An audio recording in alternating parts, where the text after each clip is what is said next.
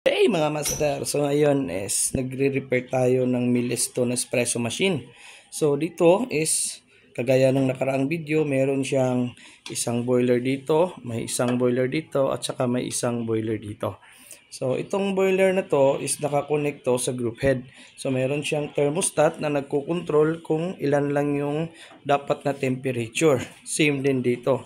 At ito yung yung rinsing valve niya or parang lumalabas yung init pag naka-off yung machine. So, ayan, naririnig niyo yan. Ayun. So, pag nag-off na siya, so dyan lalabas yung natitirang mga pressure.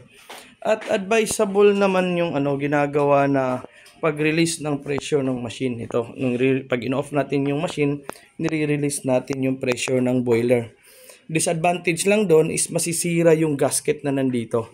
So, yun yung problema doon pag lagi natin ginagawa doon. Ang tanong ko lang, para saan yung nire-release natin yung pressure? Para ba makakabuti yun sa boiler o hindi?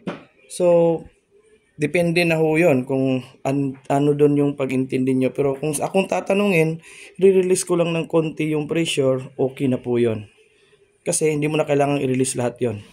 So, yun lang po yung masasabi ko doon sa part na yun, na i-release yung buong pressure ng machine. Kasi nga, nasisira yung gasket dito.